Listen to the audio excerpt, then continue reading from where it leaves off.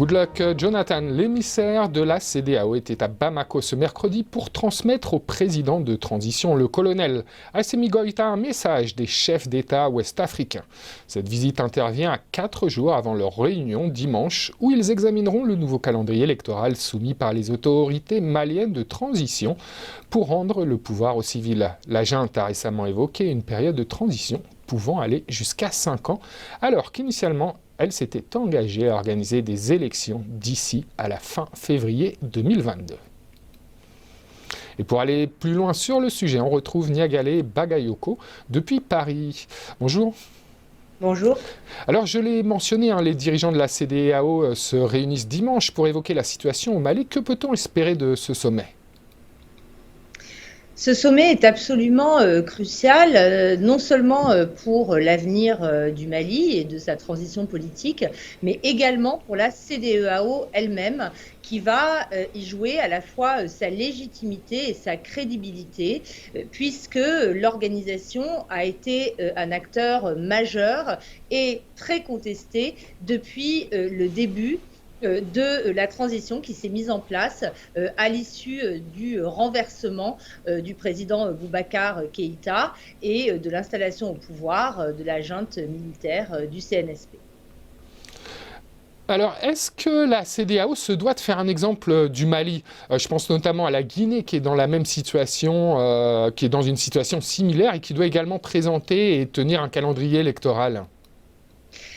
C'est là que se situe véritablement le défi pour la CEDEAO, puisque en effet, ce qui s'est passé quelques mois après les événements qui se sont reproduits au Mali, puisqu'il faut rappeler qu'un deuxième coup d'État est intervenu en mai 2021 qui a mis un terme à la transition civile. Donc c'est produit également quelques mois après ce coup d'État militaire en Guinée. Or, la problématique est la suivante. Aujourd'hui, certains considèrent qu'il existe une sorte de deux poids, deux mesures, puisque les accessions inconstitutionnelles au pouvoir ne sont pas uniquement le fait, en réalité, des acteurs militaires. On a vu, avec les cas justement de la Guinée,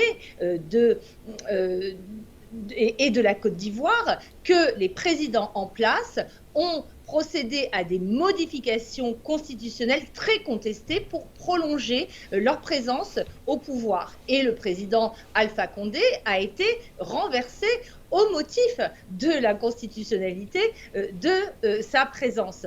Donc aujourd'hui, la question est de savoir si la CEDEAO, qui est aussi composé de chefs d'État, dont les modalités d'accession au pouvoir, une fois de plus, peuvent également être contestées, est en mesure de mettre en œuvre les protocoles existants en matière de démocratie et de bonne gouvernance qui exigent notamment que le cadre de l'état de droit et des institutions soit respecté. Alors, autre problème au Mali, la sécurité, elle est la question du déploiement des forces paramilitaires russes du groupe Wagner. Et ça se pose d'autant plus depuis la fin des assises nationales qui stipulaient justement la volonté de la junte d'élargir les partenariats stratégiques avec les différents acteurs internationaux. Aujourd'hui, est-ce que Wagner est en place au Mali ? Alors, il est très important, je pense, puisque vous mentionnez cette recommandation, en effet très importante, des Assises nationales de la refondation, qui fait état de la volonté d'élargir les partenariats. Et élargir le partenariat à d'autres États, y compris la Russie, n'est pas problématique en soi, d'autant moins que la Russie est un partenaire traditionnel du Mali depuis l'indépendance de ce pays. Ce qui est davantage problématique, c'est tout d'abord les exactions qui sont reprochées à cette société Wagner, mais surtout son statut légal extrêmement flou qui rend très difficile l'établissement de connexions entre cette société militaire privée d'une part et le Kremlin d'autre part. Donc la question en réalité est de savoir si dans le cadre d'accords bilatéraux conventionnels passés entre l'État malien et l'État russe, celui-ci pourrait sous-traiter ou non une partie de son intervention à des acteurs de type Wagner. Et la position de la France dans tout ça ?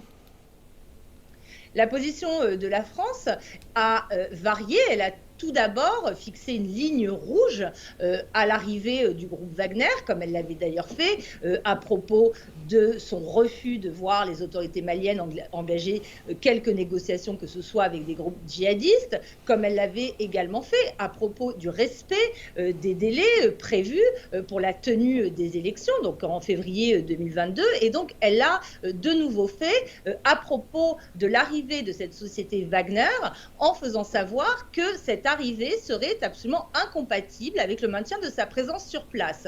Mais depuis lors, le 23 décembre dernier, a été publié un communiqué émanant de 15 pays européens ainsi que du Canada, expliquant que l'arrivée du groupe Wagner était vigoureusement condamnée, mais que cela ne remettrait pas en cause la présence des partenaires européens, donc y compris de la France, dans le pays. Donc on voit toute la difficulté qu'il y a à fixer des lignes rouges lorsque l'on est face à des acteurs déterminés à affirmer d'une nouvelle manière leur souveraineté. C'est une difficulté aujourd'hui pour la France d'avoir une position cohérente, en accord à la fois avec ses principes et avec ses intérêts.